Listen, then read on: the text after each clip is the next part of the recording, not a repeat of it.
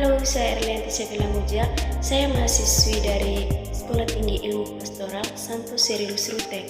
Di video kali ini, saya akan memaparkan materi tentang kitab hukum kanonik, di mana dalam materi ini nanti ada 3 poin penting yang akan bahas. Yang pertama, bagaimana pandangan Santo Thomas Aquinas tentang sifat-sifat esensial dari hukum. Yang kedua nanti, mengapa gereja membutuhkan hukum. Dan yang terakhir nanti saya akan membahas di mana tempat hukum cinta kasih dalam hukum gereja. Baik, kita lihat yang pertama, bagaimana pandangan Santo Thomas Aquinas tentang sifat-sifat esensial dari hukum. Menurut beliau, ada 4 sifat-sifat esensial dari hukum. Yang pertama, hukum yang dibuat dengan akal budi. Menurut pandangan Santo Thomas Aquinas, hukum merupakan suatu aturan, kaidah, ukuran, dan tindakan manusia. Semua tindakan manusia yang dapat diukur dan diatur oleh akal budi dapat masuk dalam kategori tindakan hukum dalam arti yang sesungguhnya. Menurut Thomas, suatu tindakan sederhana yang dilakukan dalam hidup sehari-hari sebagai aturan dapat diartikan sebagai hukum. Manusia merupakan subjek dari hukum karena manusia merupakan makhluk yang berakal budi. Hukum sendiri merupakan aturan dan ukuran untuk tindakan manusia. Oleh karena itu, suatu tindakan akan benar-benar sebagai tindakan manusia kalau berkaitan erat dengan kodrat manusia sebagai makhluk yang berakal budi. Yang kedua, hukum dibuat untuk kebaikan bersama atau bonum comune. Suatu sifat esensial yang kedua yang harus ada dalam sebuah hukum, yakni tujuan hukum untuk suatu bonum comune atau kebaikan bersama. Hukum berasal dari akal budi praktis.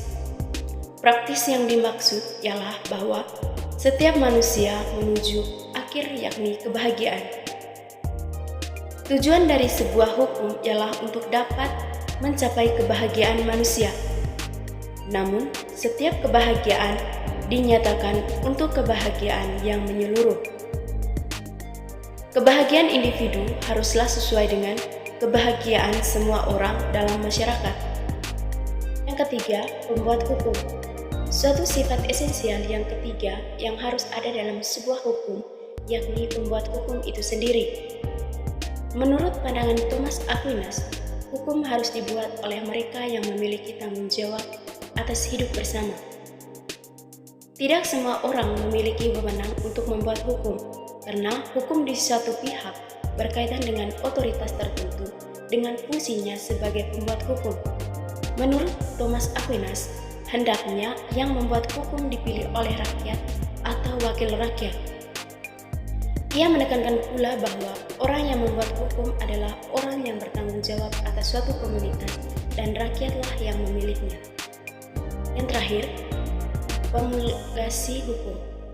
Suatu sifat esensial yang keempat yang harus ada dalam sebuah hukum yakni promulgasi hukum.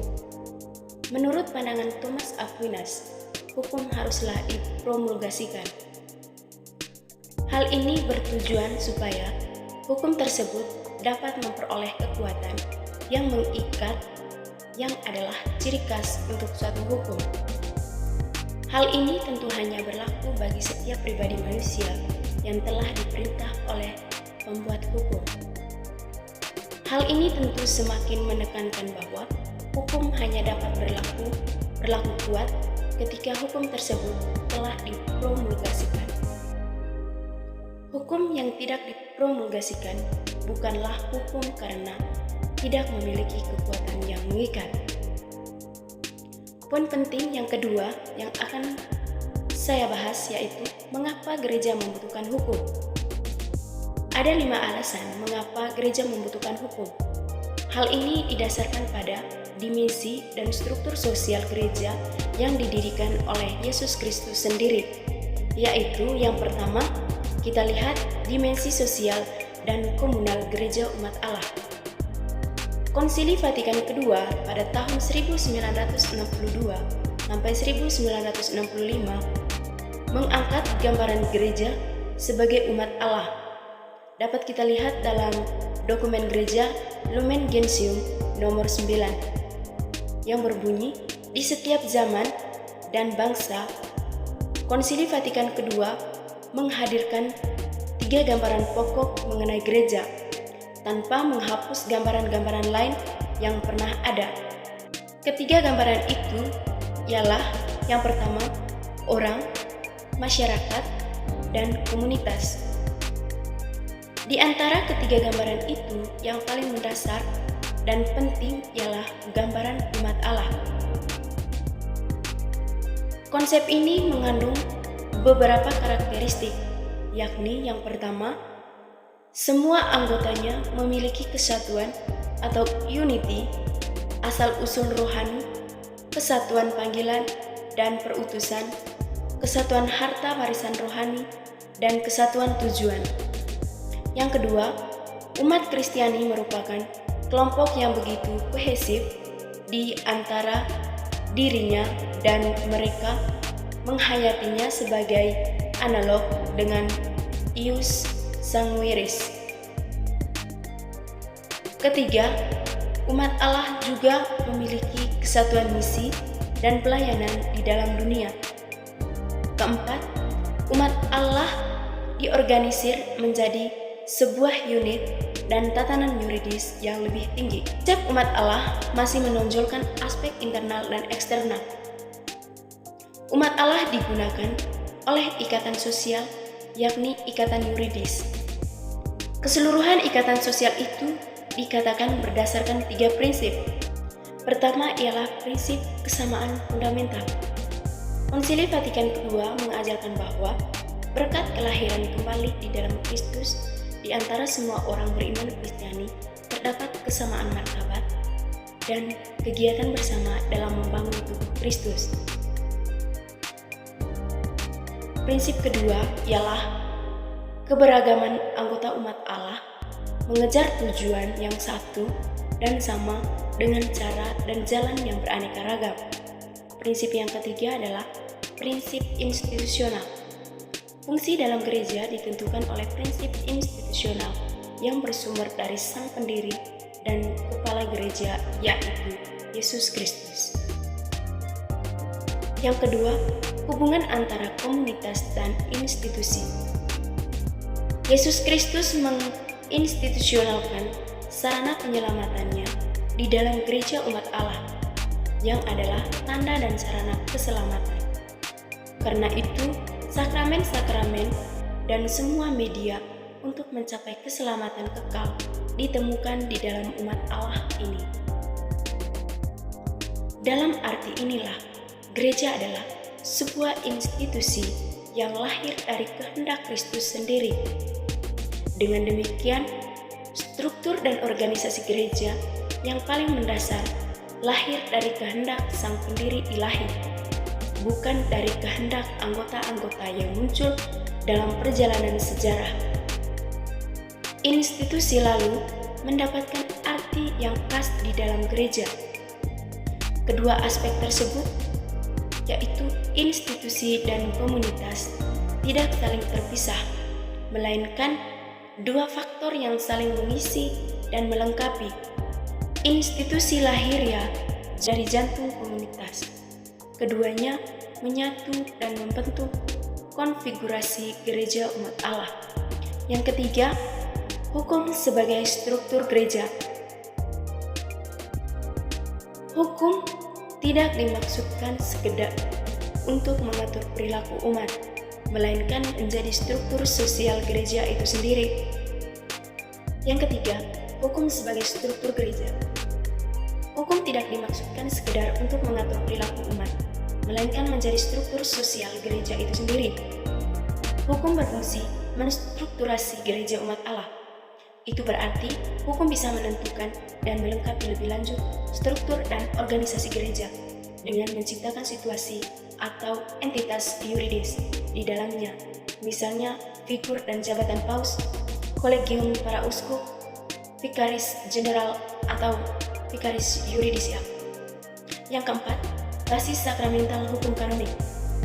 Konsili Vatikan II menegaskan bahwa persekutuan umat Allah yang beriman Kristiani terstruktur secara organik lewat perayaan sakramen-sakramen dalam dokumen gereja Lumen Gentium artikel 11. Berangkat dari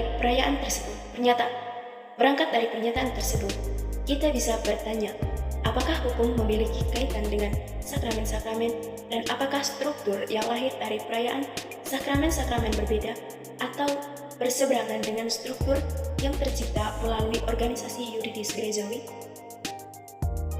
Ada sekurang-kurangnya 5 sakramen gereja yang perayaan dan penerimaannya menciptakan struktur gereja, yakni sakramen baptis, sakramen penguatan, sakramen ekaristi, sakramen tabisan, dan sakramen perkawinan. Namun, di sini kita cukup membahas sakramen baptis dan sakramen tabisan saja. Kita tahu bahwa baptis adalah sakramen yang menjadikan seseorang anggota gereja dan merupakan tahapan yang paling mendasar untuk masuk secara personal ke dalam proses keselamatan. Dalam 2 efek sakramen baptis, pertama, melalui pembaptisan, seseorang diinkorporasikan ke dalam tubuh Kristus bersama Kristus mengambil bagian dalam keputraan ilahi dan berpartisipasi dalam kodrat ilahinya. Inilah efek piramidal pembaptisan. Yang kedua, lewat baptis, seseorang sekaligus diinkorporasikan secara penuh ke dalam gereja sebagai personal dan menikmati semua kehasana rohaninya. Sakramen tabisan menciptakan partisipasi dalam imamat Yesus Kristus secara unik dan yang berbeda secara hakiki dengan partisipasi lewat baptisan. Yang kelima, relasi antara hukum ilahi dan hukum manusia. Hukum ilahi dan hukum manusiawi bersama-sama membentuk satu sistem yuridis. Ada 3 prinsip yang mendasar relasi tersebut, yakni yang pertama, struktur yuridis dasarnya dari gereja bersumber langsung dari hukum ilahi atau dari kehendak ilahi, yakni ikatan yuridis di antara orang-orang terbaptis dan struktur hierarkis gereja. Kedua, umat memiliki otoritas dan otoritas itu merupakan satu sumber hukum berdasarkan hukum ilahi. Ketiga, semua realitas sosial di dalam gereja selalu memiliki tatanan dasarnya sendiri, yakni hukum kodrat untuk beberapa kasus dan selebihnya hukum rahmat. Selanjutnya, kedua, sistem hukum itu, yaitu hukum ilahi dan hukum manusiawi, memiliki relasi hierarkis. Sebagaimana sudah disinggung, hukum ilahi merupakan hukum fundamental atau hukum yang mendasar, yang menjadi dasar yang perlu dan sekaligus pembatas bagi hukum manusiawi. Karena itu, hukum manusia yang bertentangan dengan hukum ilahi kehilangan daya normatifnya. Bahkan, dalam beberapa kasus, kehilangan keabsahannya. Hukum manusia selalu dan bahkan harus direformasi agar semakin selaras dengan hukum ilahi. Poin penting yang ketiga yaitu di mana tempat hukum cinta kasih dalam hukum gereja. Gereja didirikan oleh Tuhan Yesus Kristus dan lahir darinya. Kristus dan gereja membentuk satu tubuh dengan Kristus sebagai kepala dan gereja sebagai tubuhnya. Karena itu, Yesus Kristus menjadi dasar, pusat, dan tujuan hidup gereja. Pribadi Kristus dan ajaran Injilnya adalah norma tertinggi di dalam gereja. Sekarang kita akan melihat beberapa ungkapan hukum cinta kasih di dalam hukum kanonik. Yang pertama, kodeks diakhiri dengan penegasan bahwa keselamatan jiwa-jiwa adalah hukum yang tertinggi. Dengan demikian, hukum gereja mengabdi kepada sejahtera rohani dan keselamatan jiwa-jiwa, baik secara perorangan maupun secara bersama-sama. Sebagaimana cinta kasih kepada Allah dan sesama merupakan kristalisasi dan intisari dari semua hukum, demikian juga keselamatan jiwa-jiwa merupakan intisari dan tujuan umat setiap norma hukum kanonik. Yang kedua, dalam sistem legislasi Gereja Katolik ada tempat terhormat untuk prinsip ekuitas. Kata ekuitas berasal dari bahasa Latin, di mana secara harfiah berarti sama, sejajar, melakukan keseimbangan, membagi secara adil. Istilah ini kurang lebih berarti kelulesan dan kearifan dalam penerapan undang-undang. Kodeks menerjemahkannya dengan kewajaran. Prinsip kewajaran atau tanpa spesifikalisasi apapun diaplikasikan pada hak setiap orang beriman Kristiani untuk diadili dalam forum gerejawi sesuai dengan ketentuan-ketentuan hukum yang berlaku. Ada 3 unsur yang terkandung dalam ekuitas atau kewajaran, yaitu yang pertama, koreksi atas undang-undang yang berlaku. Yang kedua, bentuk atau wujud yang lebih tinggi dari keadilan. Dan yang terakhir, keadilan dalam kasus partikular. Ekuitas menampilkan keadilan yang lebih tinggi dalam rangka kesejahteraan jiwa seseorang. Prinsip normatif itu berbeda dengan hukum positif murni, karena hukum positif manusiawi tidak mampu menampung dan mengantisipasi semua situasi atau keadaan subjek positif manusiawi, di mana hukum positif itu mengupayakan keadilan manusiawi, namun secara umum dan abstrak saja. Ungkapan yang jelas ternyata dari ekuitas dan epicia di dalam kodeks ialah dispensasi. Dispensasi adalah instrumen yuridis yang digunakan untuk mencabut daya wajib suatu norma hukum dengan tujuan untuk menjawab situasi konkret dan kebutuhan mendesak dari subjek hukum, entah perorangan ataupun kelompok.